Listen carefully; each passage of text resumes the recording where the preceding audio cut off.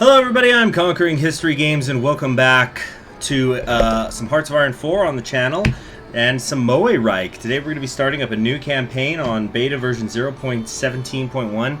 This is actually the second time I've recorded this first session, so to speak, so we're just going to go ahead and jump right into things here and start up a new game. So today we're going to be playing, as the name shows, is National France, although it's technically called the French Republic at the beginning here.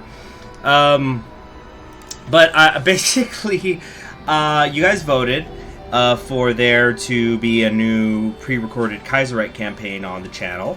But I didn't say what nation I was going to play. I had a couple in mind. I ended up deciding going with National France for a couple of reasons. One, I've been wanting to actually do a series on YouTube as this nation because it was really improved with the rework. Not that it was bad before, but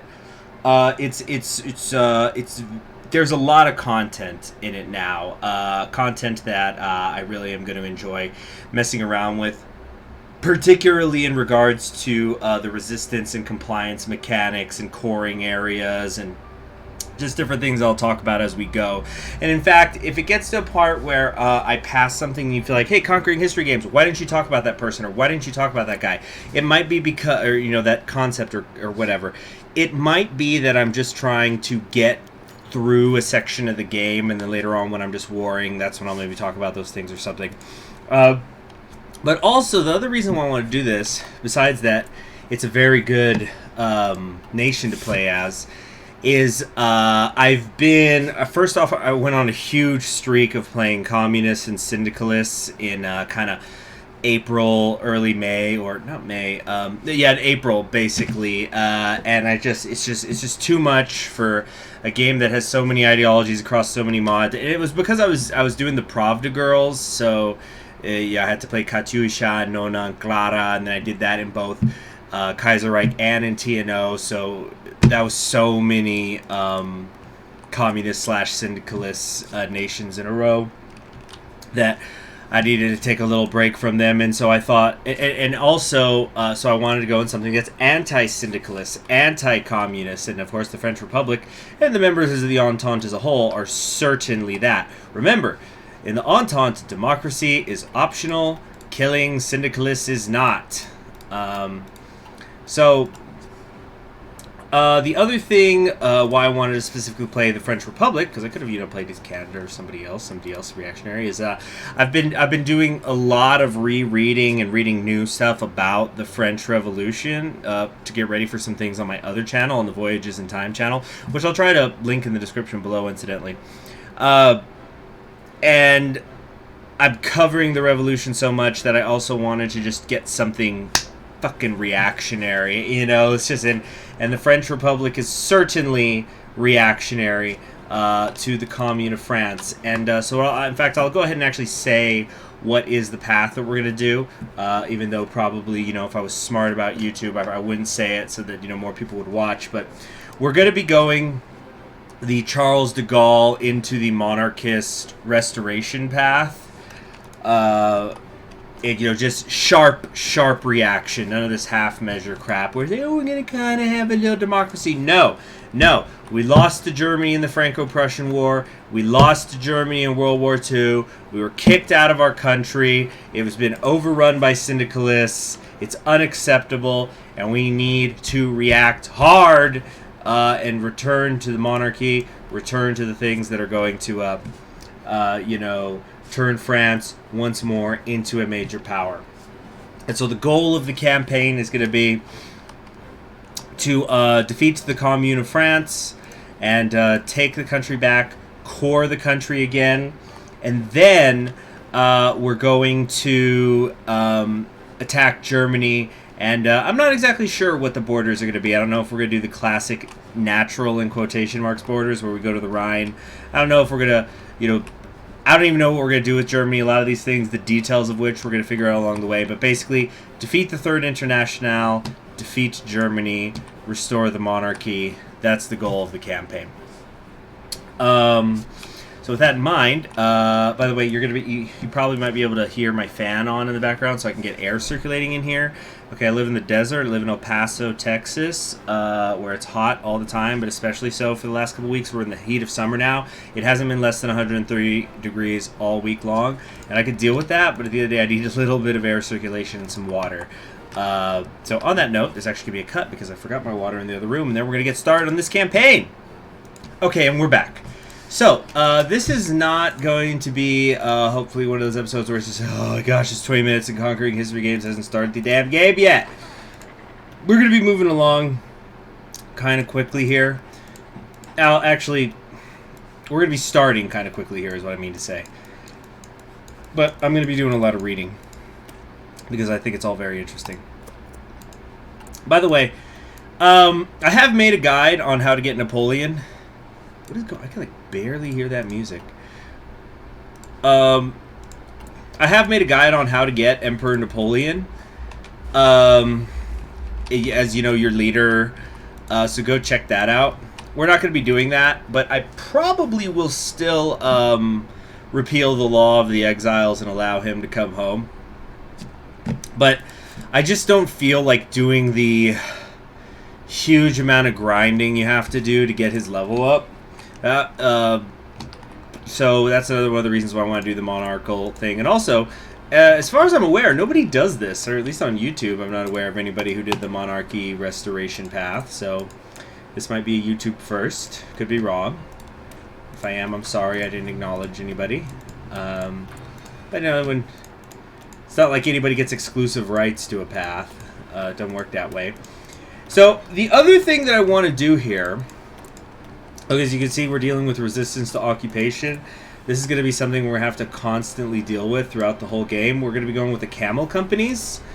And at least for right now, we're going to go with...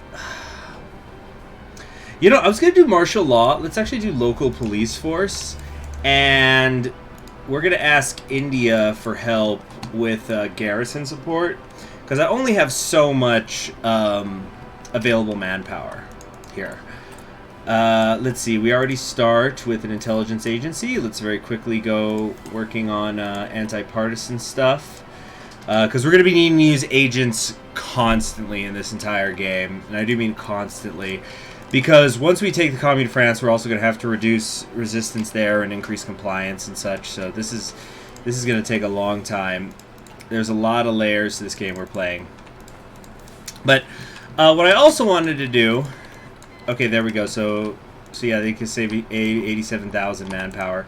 Will anybody else give me garrison support? I doubt it. I don't think I'm going to get anything from... Yeah, I'm not. Over here... I don't think Sardinia is going to help me. Yeah, I don't think that's it. Oh yeah, why didn't I think to ask the West Indies for help? Not happening. Okay, let me read this history of the situation of the French Republic, and then I'm going to talk about what types of military templates I'm going to be going for. What's my military plan for victory? So, the situation of the French Republic, history. The Third Republic fell in the same way it came to be, in defeat by German arms and facing socialist unrest.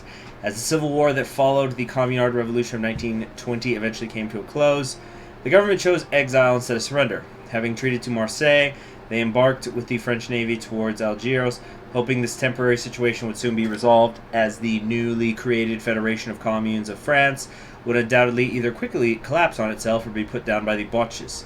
Neither happened, and instead a peace treaty was concluded between the German Empire and the Commune, with little to no regard towards the exiled government. The Commune was recognized as the successor of the French Republic by most of the newly German-aligned world, while the exiles remained seen as the legitimate government by those who fought beside them in the Weltkrieg. But the refugees refused to be cowed. They renewed their claims to the legitimate government of all of France and her empire, and their commitment to the Entente, preparing for any opportunity to strike. However, the aftermath of the exile proved highly unstable. The democratic forces proved unable to form a lasting government, instead of descending ever further into petty squabbles, a situation made worse by tensions between exiles and Pied Noir's colonists.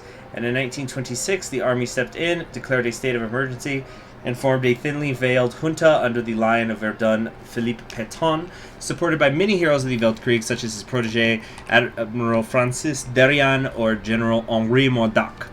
As supreme commander of the French military, which holds a tight grip on the state, Pétain has total control over France, but the constitution has neither been amended nor annulled, and as such, the Republic and its institutions continue to exist on paper, though the Parliament does little more than rubber-stamp decisions made by the Marshal and his cadres. Political parties still exist and continue to operate to give the population the illusion of democracy, though few are idealistic enough to believe they have any real power. The four main political parties are the Radical Party, the Democratic Republican Party, an alliance born of exiles of various traditional liberal conservative parties, the French Social Party, and the French Action, or Action France.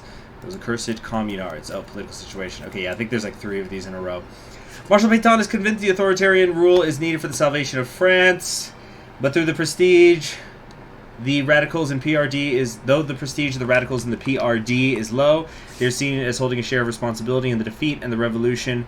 As the main parties of the Third Republic, they still enjoy some popular support.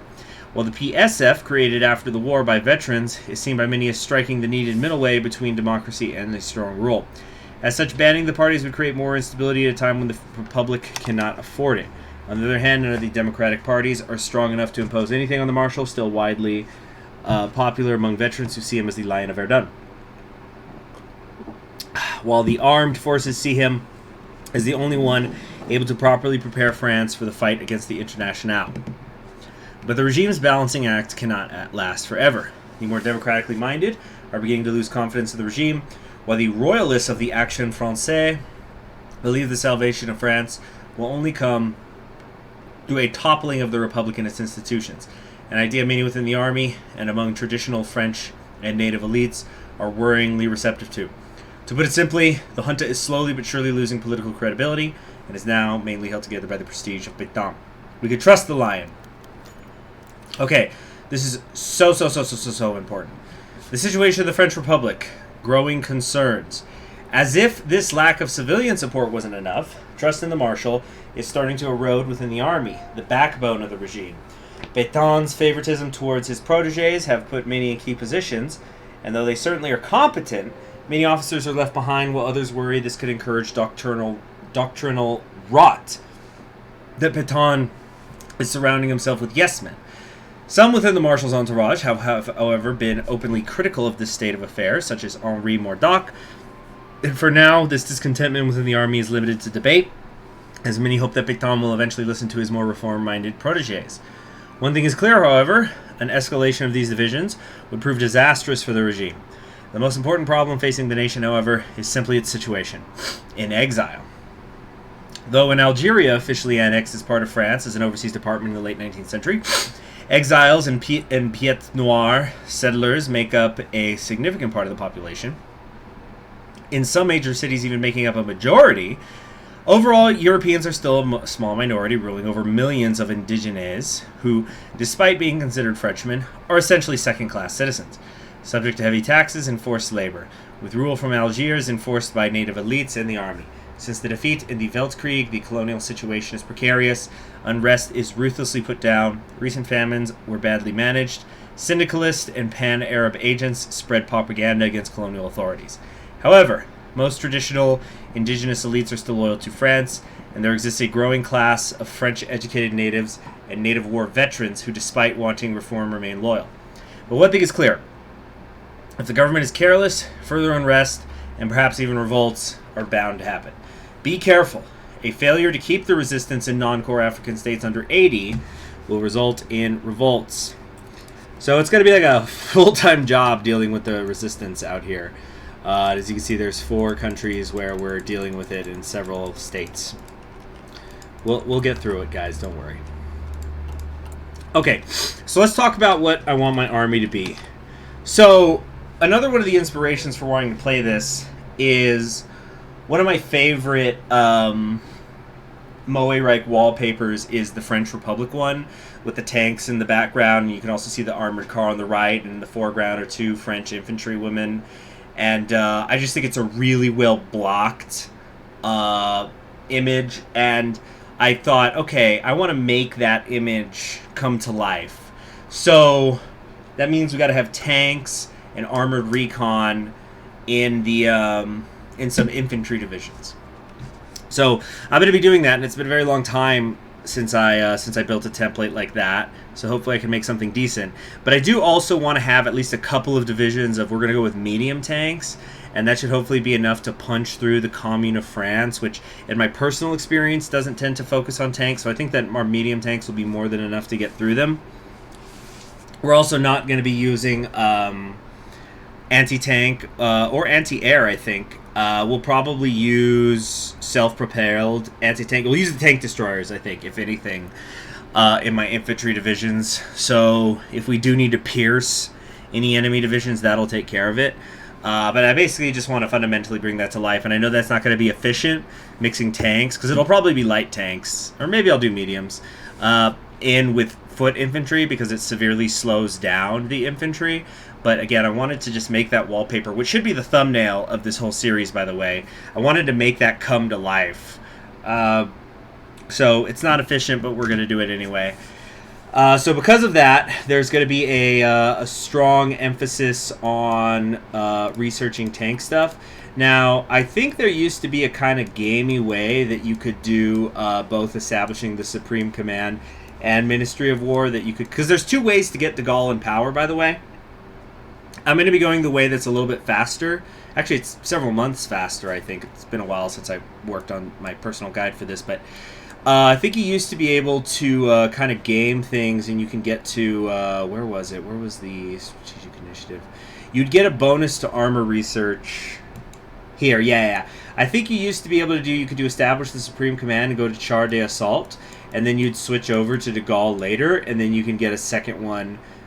going down here into Char de Ropsha. This is what we're going to be going for, by the way. But I don't want to do anything gamey, and I think they patched it anyway. So we're just going to go straight for Ministry of War, de Gaulle's thing, for roleplay's sake. Okay. Yeah, so let's get to it. I'm also probably not going to be putting too much of an emphasis on the air. We only have so much that we could do, and I'm going to basically be depending a fair amount on Canada to help fill in those infantry lines, and India as well. But basically, yeah, we got to help out the other members of the Entente. Speaking of helping them out, we need to take these fine, strapping young pilots and move them over to northern India, because the war with Afghanistan is going to be starting shortly. Yeah, just those two air wings. Great.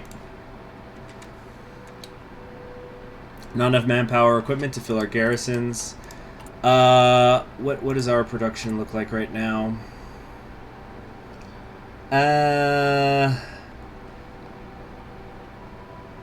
You know what? We don't need to be working on naval bombers or tactical bombers.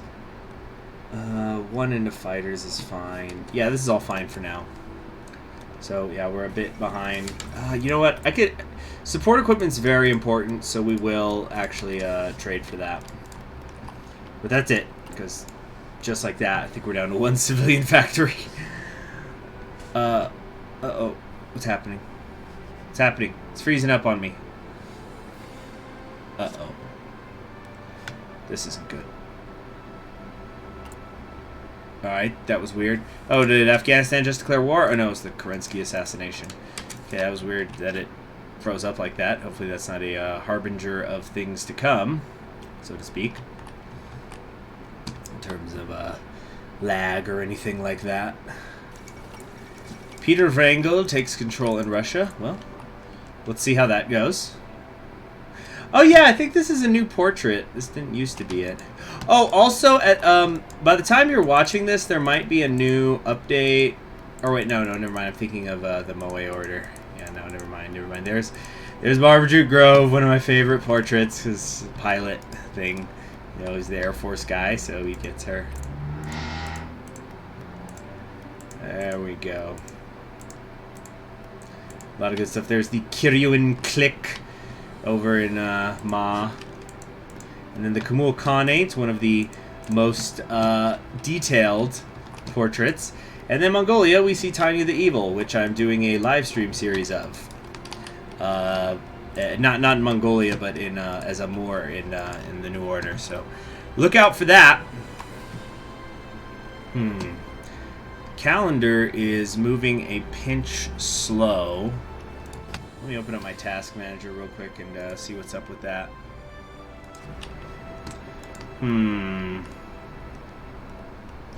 Yep, sure enough, it's OBS throttling my CPU.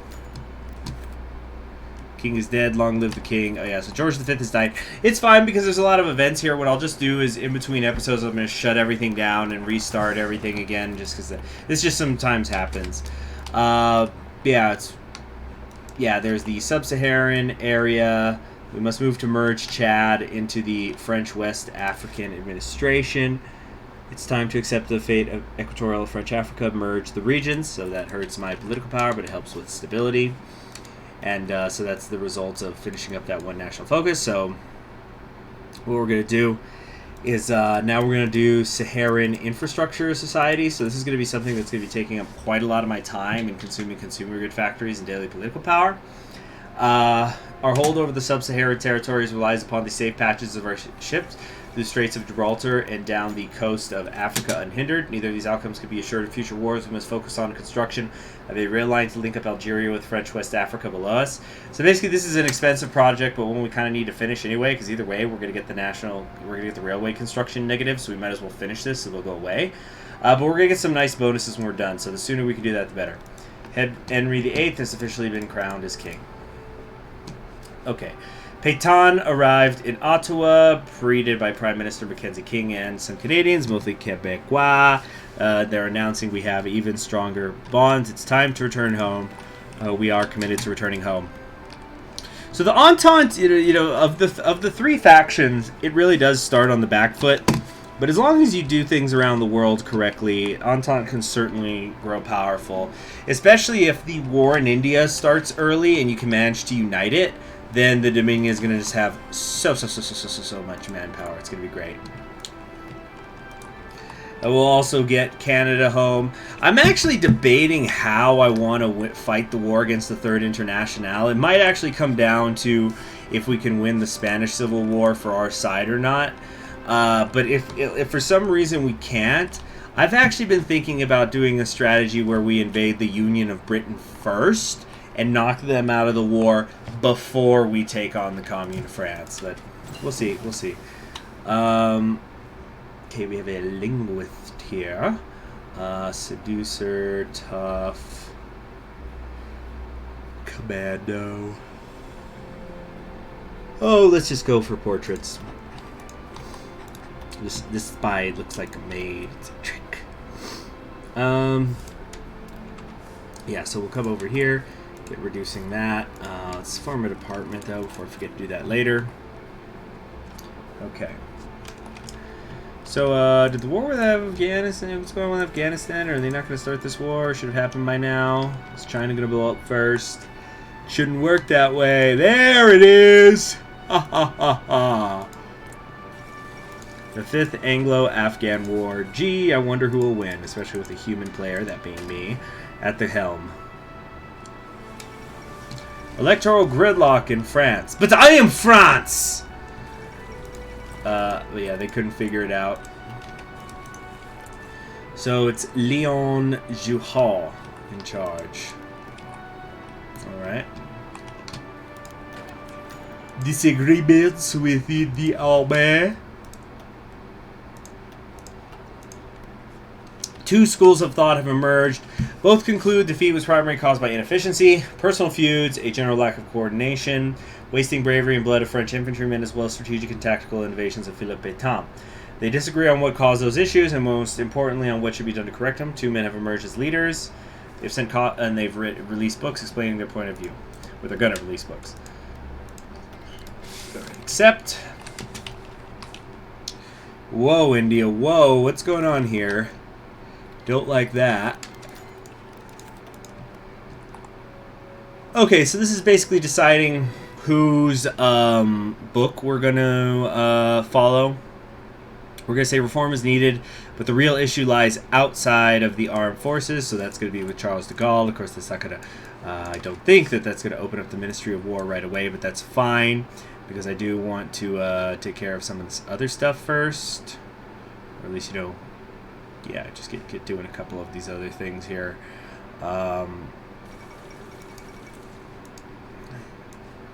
Yeah.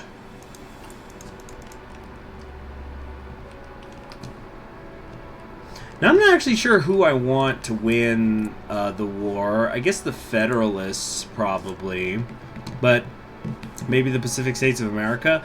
What I'll probably do is just see where Canada sends its volunteers, and then I'll imitate, do the same. Okay. How's it looking over here in Afghanistan? Wow, we do not have air superiority in this sector. That seems like a problem. And now China's blowing up.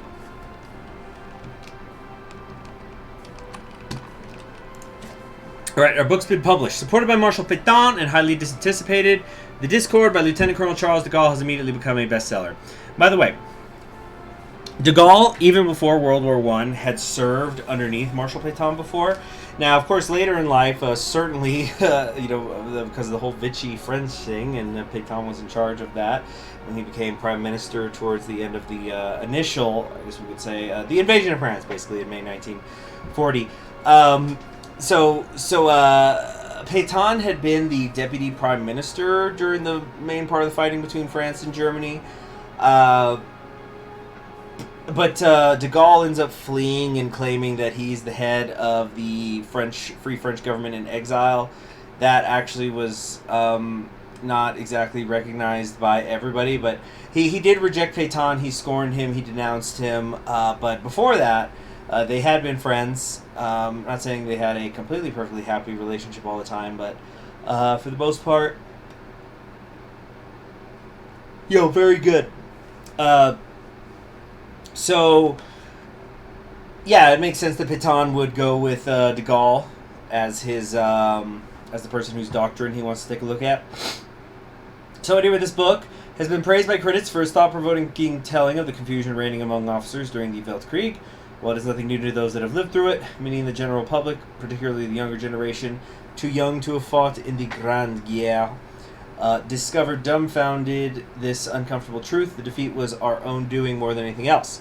While the tactical and strategic reforms proposed in this essay by de Gaulle have been acclaimed by officers, it is the larger societal reforms some see the rooster hint at in his work that struck a chord for many in the armed forces, from the simple infantryman to the Lion of Verdun himself, Lion of Verdun being Pétain, because that's probably was his most famous act. Pétain, classic example of die a hero or live to become the villain, because probably the most beloved French officer in France, at least in the public's eyes, after helping to hold Verdun during the First World War. I'm talking about our own real timeline. And then he ends up surrendering to the Nazis and helping form a fascist France afterwards that collaborates with them. And they did certainly collaborate. We can talk about that more later, perhaps. So where was I? Among civilians, particularly veterans, all those sacrifices, so much bloodshed, so many lives lost, how could they not have been enough to beat back the Boches? The issue must lie primarily elsewhere, in the government too weak to impose its will upon the armed forces, and far too willing to let them fall into fatal discord. Perhaps a stronger, more moral civilian power is needed.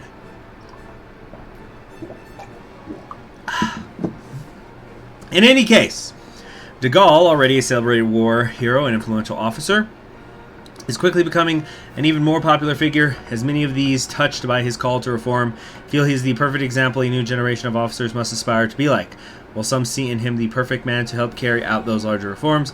The lieutenant colonel himself is quick to defer any praise towards his mentor, Philippe Pétain. I need to remember to tell a story about Pétain de Gaulle in another book. Un odeur morale sounds familiar.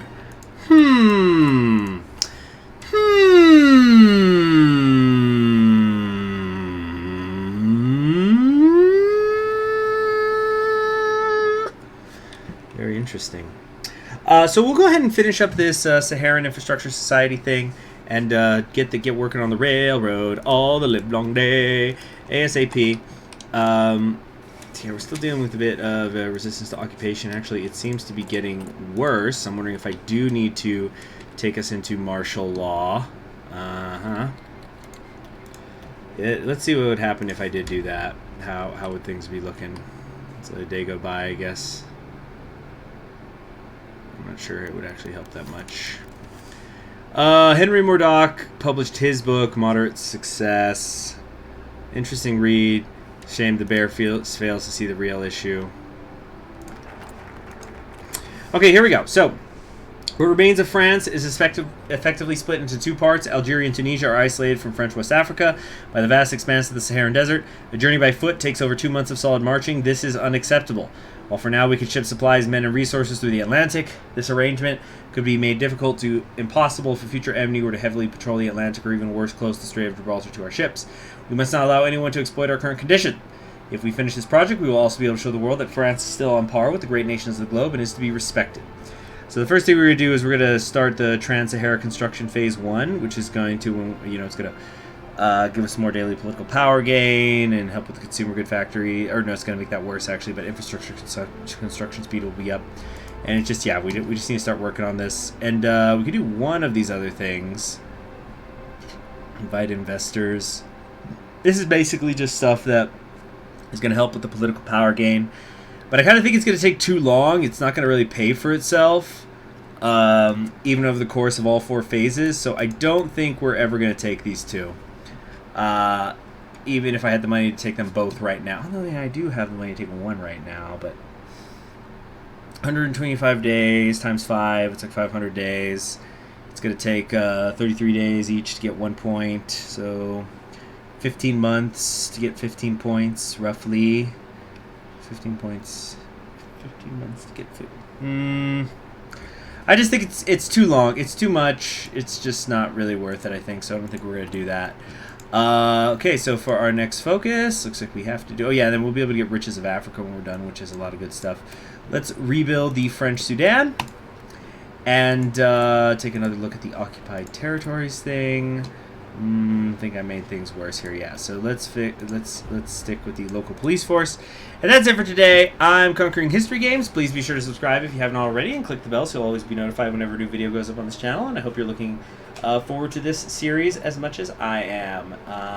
Again, I'm Conquering History Games, and I will see you in the next episode. Goodbye.